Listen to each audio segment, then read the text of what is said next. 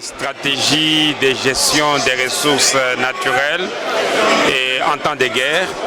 Et là, nous avons préconisé la reconversion des exploitants artisanaux miniers et développer la RDC en utilisant bien sûr ces ressources minières et les autres ressources naturelles pour le financement et le développement de son agriculture.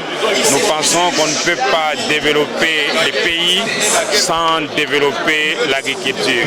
Et une fois que les pays arrivent à son développement, une fois que les différentes couches de la population se sentent concernées par les pays, donc parce que ces couches ont comme avantage au niveau du pays, il n'y aura pas de problème de guerre, parce que nous avons estimé que la guerre provient de la convoitise de nos richesses par ceux qui sont à l'étranger, mais ça provient aussi par des remous à l'intérieur. Donc il est temps de pouvoir faire participer toutes les couches de la population au développement du pays et nous allons oublier la guerre. Mais pour l'instant, s'il y a un message à transmettre à la population congolaise, c'est que nous devons d'abord défendre l'intérêt du pays.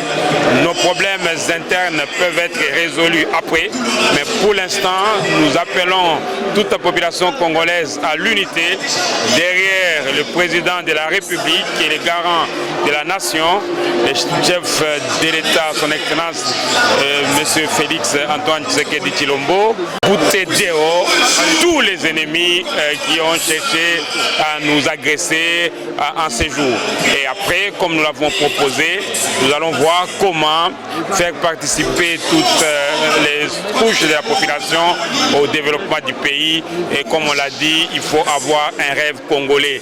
Et c'est de cette manière, en ayant les rêves congolais, on va accepter de détruire ces rêves en adhérant dans des groupes armés. Merci.